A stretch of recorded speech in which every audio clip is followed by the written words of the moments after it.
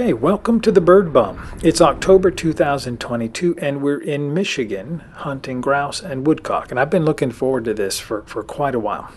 This is one of my first times to Michigan, so there'll be lots of new country to explore and figure out. But before we get into that, let me take just a minute to introduce you to the dogs. Okay, so here's our crew for the trip. Over here we have Belle and Y from left to right. Neither of these two have actually hunted or pointed grouse or woodcock before, so this is an area of inexperience for them. But then Belle, what are you fussing about? Belle is, she's done some really good work with wild quail in the past, and is pretty vocal. Y this is her first, she's a young dog, she's a year and a half old now, and this is her first trip, and she's learning a lot of basic stuff about how to do a hunting trip and doing a good job at it. This pair is a mother-daughter duo. Belle is Y's mom.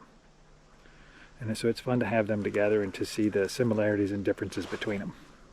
Now, over here, we have Boogie and Hank. Boogie's the furthest away. And like the others, they're a father-son pair, with Boogie being Hank's dad. And again, it's interesting to kind of see the similarities and differences between them. I typically hunt these two together. They make a good team. Boogie, well, and he's 6 years old now, but definitely he used to run a little bit bigger than Hank. Hank works a little bit closer, so that's a nice combination. They both have had some experience hunting grouse and woodcock in the past with some success, and so currently they're my most experienced team.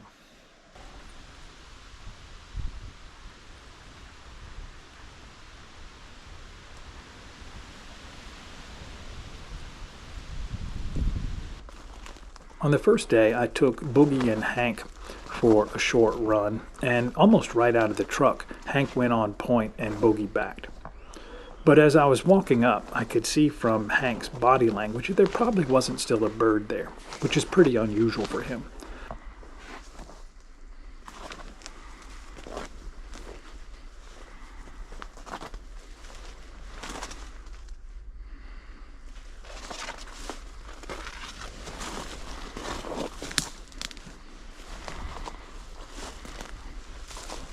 Come on, guys, come on.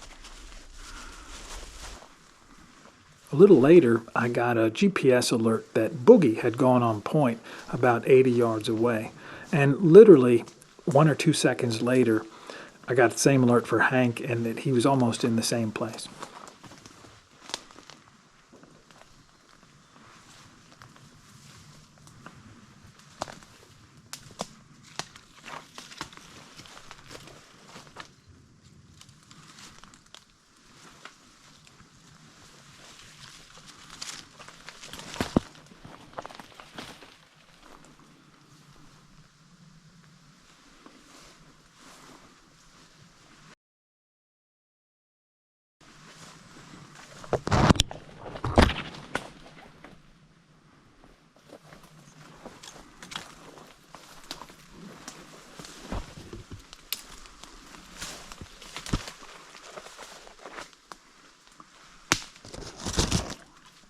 Whoa.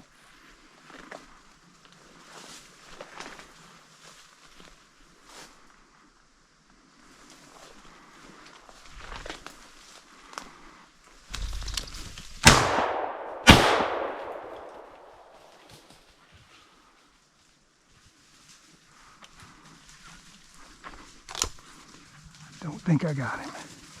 So I did end up missing that bird, and that was the end of our hunt for that day. But later, I'd wished that we'd kept hunting or done more hunting that day because of the drastic change in weather that was headed our way. This was the first time I camped out of my truck for a bird hunting trip, and before this trip, really I hadn't had any bad experience or difficult experiences with weather. But I did have an awning off the back that was supposed to work well in the rain, and it did. And it did provide a good dry space for me to cook and do other things, which really helped a lot. I went out with Boogie and Hank that second afternoon, but the conditions were less than ideal.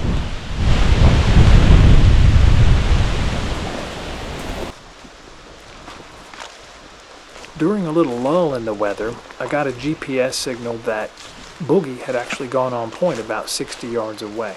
And when I got there, I have to be honest, it didn't look like bird cover to me, and because of that, I kind of mishandled the situation. Come on, let's go. Hank, whoa. Whoa.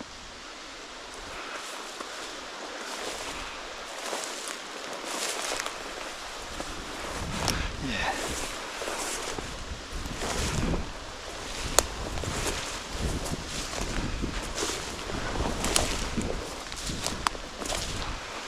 Come on, guys. Come on. It was a grouse, and I actually thought I saw it go down after my first shot. But we looked really for a long time, and you can see Hank here is in the spot where I thought it had gone down, and we didn't come away with the bird. So either I didn't see it right, or it got out of there before we arrived. About 15 minutes later, Boogie went on point again, and Hank was backing. But obviously, from the flagging, Hank wasn't smelling whatever Boogie had on point.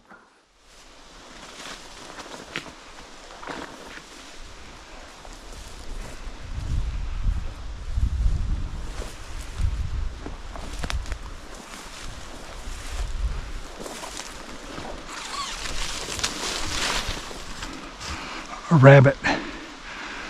And that was a wrap for our second day. And I was pretty cold and wet and ready to get back to warm up. Next day, the weather took another turn for the worst, and this system hung on for quite a while. With blowing snow, there was no more dry outdoor space.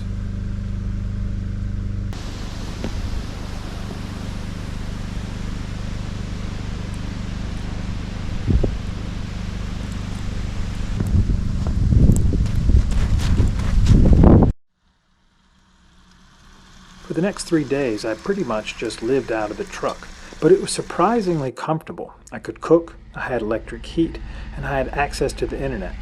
For power, I had a battery, but primarily relied on a small generator that ran outside. And with the generator, I even had hot showers in the shower tent.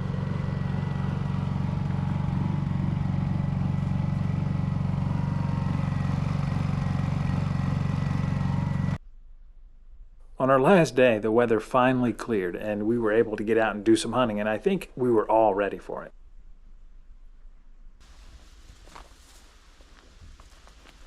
I took Belle and Y out in the morning for a short hunt, and I wished I'd been able to hunt them more. I'd planned, of course, on hunting them more, but anyway, did get them out a couple times. And not too long into the hunt, Belle went on point, and I was pretty excited that maybe I'd get a good point and a bird over her, but as it turns out, it wasn't what we were looking for. Whoa, whoa, porcupine.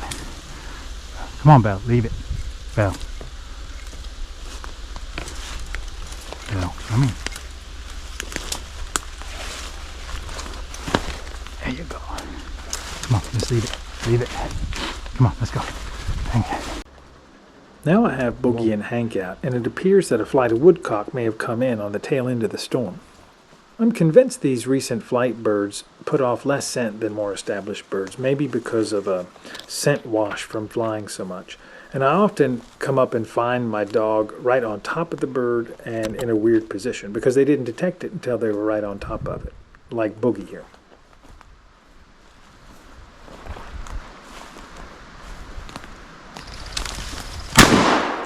Unfortunately, I didn't do my part, and I feel like this is a shot I should have made.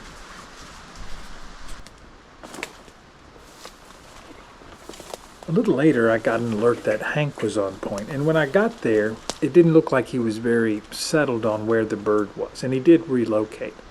This was a woodcock, and it ended up being, I think, the tightest holding woodcock I've ever encountered, and it still didn't offer me a very good shot, even though I could almost have caught it with a net.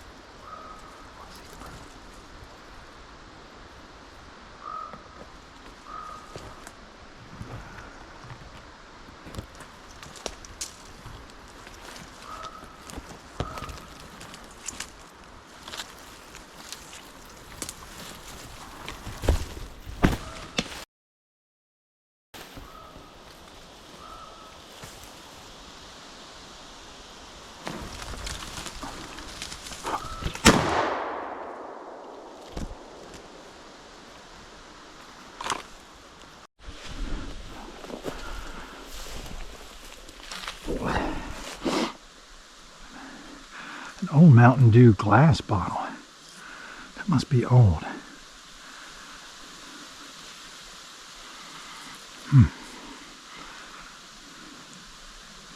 Well, I'll pick it up. On this bird, Boogie was on point, but I was having a hard time finding him, and my GPS was sending me in different directions for some reason. Then Hank came up beside me, and I thought initially that he'd gone on point. But after looking at him a little more closely, I realized that he wasn't on point, but that he saw Boogie. I was looking for Boogie, and Hank just went on point. But his tail's wagging. Come on, Hank.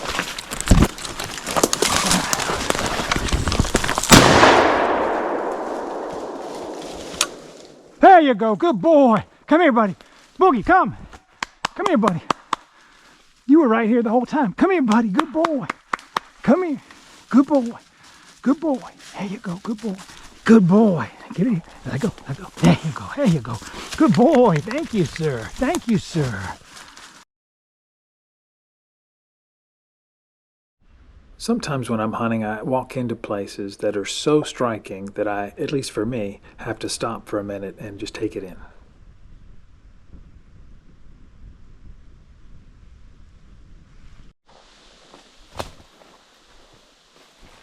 We did find some grouse on this day, but the story was pretty much the same for all of them. A dog got him on point. I got close enough to hear him flush, but never actually could see them to make a shot. In this case, Boogie was on point, and you can see him break point after the bird's flush.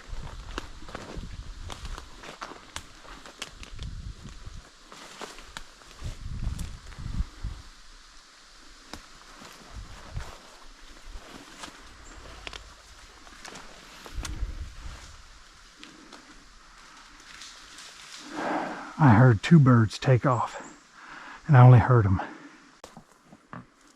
Hank found another woodcock and ended up in another one of those kind of weird looking points. Whoa.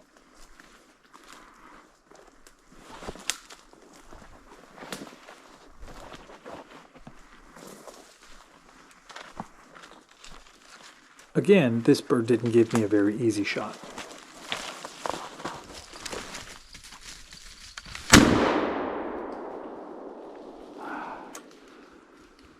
So that was it for the day and trip. And you know, we put some miles in, or at least the dogs did, but we still only got one bird. But sometimes it just goes that way, and it's kind of part of hunting, at least for me. For the trip as a whole, I'd have to say it was a mixed bag. Glass half empty, we didn't hunt nearly as much as I'd hoped to, and that was pretty disappointing. And I do think if we'd had a couple more days in there of good hunting, we would have had some better luck mixed in. Glass half full, though, that same weather system that shut us down on hunting turned out to be a pretty good test for the new camping system, and I think it did pretty well. And I did learn a few things that I can carry forward, so that's a positive there.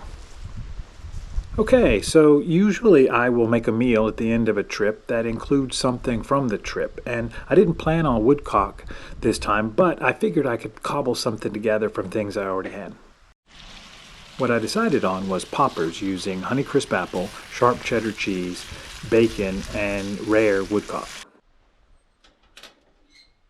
I ate these right out of the oven, and they were delicious. I could have eaten a whole plate of them, and I've struggled some to find recipes that I like for woodcock, but I think this is it. Thanks for watching, and if you enjoyed the video, please like and consider subscribing.